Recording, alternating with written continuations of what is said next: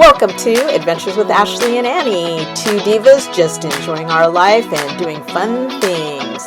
Welcome to our latest adventure.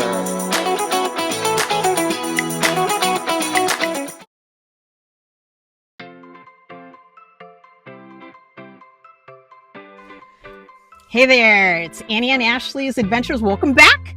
Today we are going to do a paranormal investigation. Ooh, spooky! With Living Souls Paranormal. We are going to be in Locke, California tonight. It is February 21st. Now, do you remember the first time we did a paranormal investigation with these folks? In Lodi. In Lodi, right? And it was in that spooky secondhand store. Yes. That used to be in old Montgomery Wards. Yes. So it was huge. The basement was like a city block. 3 floors. Yeah. It was like Hogwarts. It kept expanding. Right. And we had all of the cool paranormal equipment. Today you brought what? I brought my divining rods they're the ones they use that I fell in love with in that paranormal investigation, so I got a set of my own. Yeah, she's the woo-woo one. I'm the Egon scientist one. We did have a third diva that did the first paranormal investigation with us, and they abandoned us. He abandoned us and live someplace else. Yeah, to live his life out of state and be happy. I don't want to talk about it. It's just like annoying. It's very painful. I know it's so. Anyway. Yeah. So before we start our investigations, we're here in Locke, and we're going to have dinner at Al's place. Al's place. That's what it's called now. Yeah. But it used to have a different name. Never named. Very inappropriate. Derogatory. Yeah. But anywho, hopefully we can get in there and have some food. Otherwise, we'll be looking for someplace else to eat. Yep. It's not like Locke is a huge place. No. So look it up on Google Maps and you'll see. Yeah. All right. We will see you later. Peace.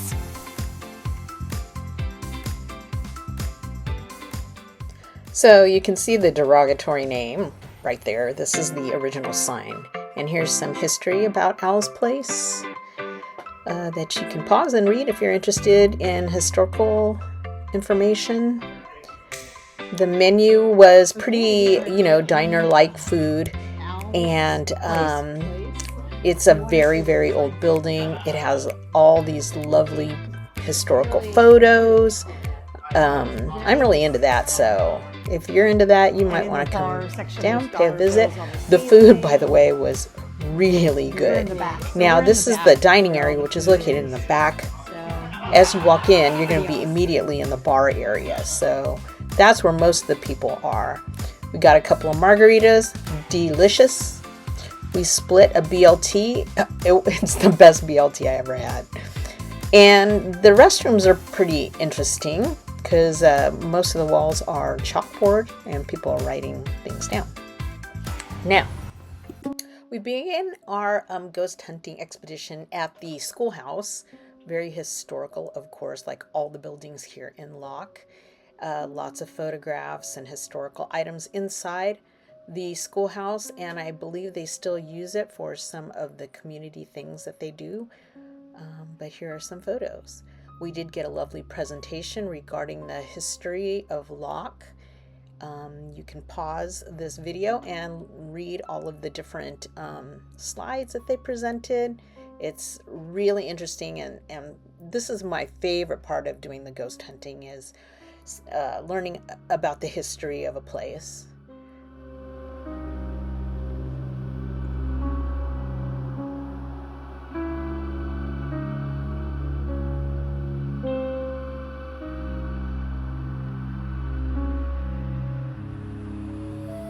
So we're going to be investigating 3 different locations. The first one is the Tong building, and it is now a museum, so you can visit. It is purported to be haunted. There was some weird things that did happen. Whenever we do these paranormal investigations, there's usually several people, and the energy it's just too much. This is Cherie. She is with Lingering Souls Paranormal. They have all the equipment. You saw I think that's called an REM meter, something like that, on the table, and it lights up if energy gets to it. And we're all walking around with whatever device we have and just kind of doing a little investigation. Annie and I came back to this later on after everyone had left, and we tried to do a little thing of our own. But I did that cabinet, that green cabinet that you saw. Yeah, that's me trying to open all the doors. Yeah, if you don't want me in it, better lock it. So the green cabinet that you saw, and I did take video of it. However, for some strange reason, the video didn't record, which is really weird. But the cabinet was rattling for no reason. Okay, so that device back there that's flashing, it seems to be going off. I don't know if there's a person near it that's setting it off, or if it's just going off because of some paranormal energy.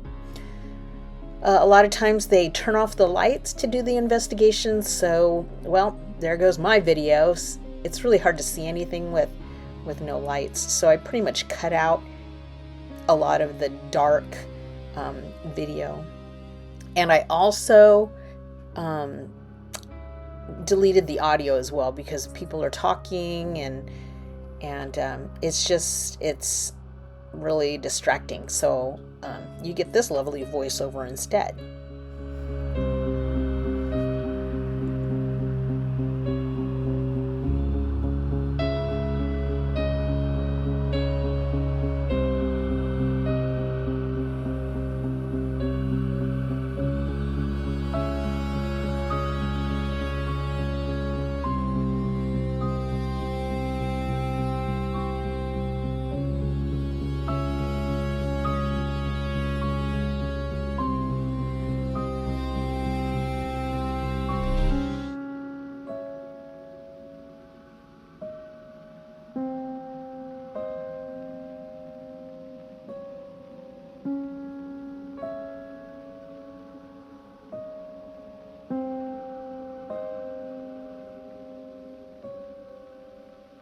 Next up, we're going to be investigating the Dai Loi building. It's now a museum, of course, and it was formerly a gambling hall and purportedly an opium den upstairs. These buildings are very old, and they're kind of tilted. So the floor, if you drop a ball on the floor, it'll roll. So it kind of gives you a weird feeling being off kilter like that.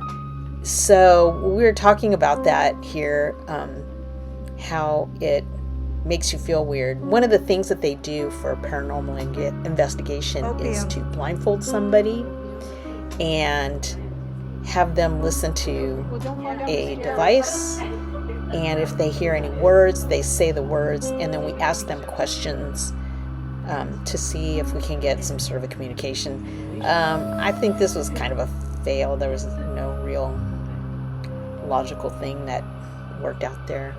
And then you saw us taking pictures of Cherie, because she is super sensitive, and she said she had felt something, and sometimes you can tell by looking at her that something's going on. This here's the Memorial Garden in Locke. It's a tiny little garden between buildings. Very beautiful. And then we're back at the schoolhouse. All of the equipment is out, either at the Dai Loi, mostly at the Dai Loi Museum. But we still have a little bit of equipment here, and one of the things that you can see on the table is that strip, and then you see the green light. That device is, if somebody or some energy passes over it, it will light up. So it kept lighting up while we were sitting there watching it. And we asked some questions to see if we can get some answers. There was some interaction, like the light would go on when we would ask a question. Does it prove? I don't know. But it's very interesting nonetheless. Are you interested in all that equipment that's sitting over there? Is that why? Yeah, it's very high tech, but it's nothing that will hurt you. Yes, I'm sure. It just wants to, That's what we use to communicate with you and others like you. Can you make it light up on a different place?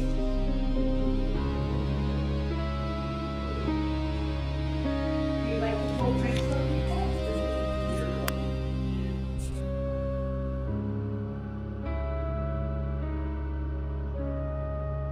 Thank you. Appreciate it.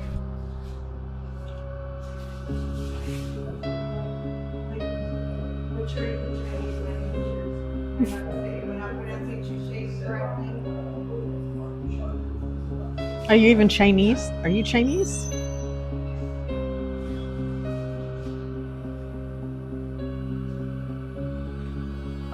So this device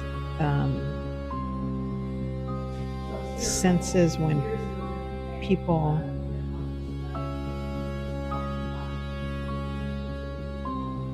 okay, that's me.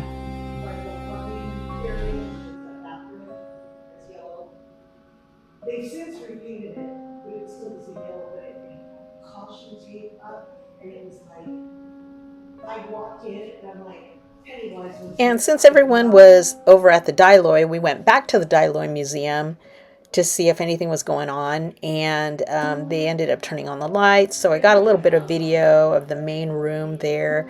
There's a money room, and there is like a cashier's cage, and then if you go up the stairs, there's like a bedroom, and yeah, it made me kind of queasy. I don't know why.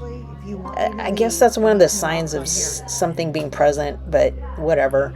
The stairs are right there, and we were discussing that too. Is it like a presence that's making you queasy, or is it the weird funhouse effect that the tilted floors are having? So, anyways, this is the little office that's tucked away in the back.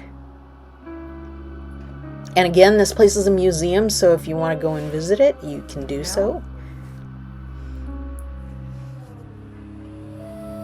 And there are a lot of very interesting devices that were being used. There's a music box that if some sort of energy field comes near it, it'll start playing really creepy music. And there's also like do you know like a bellman's bell that's hooked up to some sort of energy reading kind of device that if it feels energy near it, it'll ding the bell. That was pretty cool because that bell was kind of dinging all by itself, which was interesting.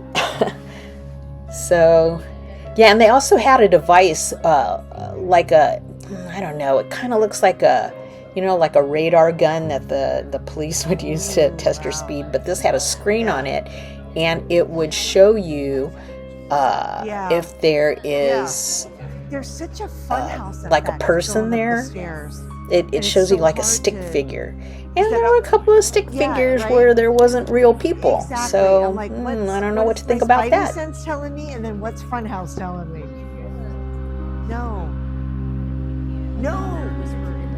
Oh. I'll make it work.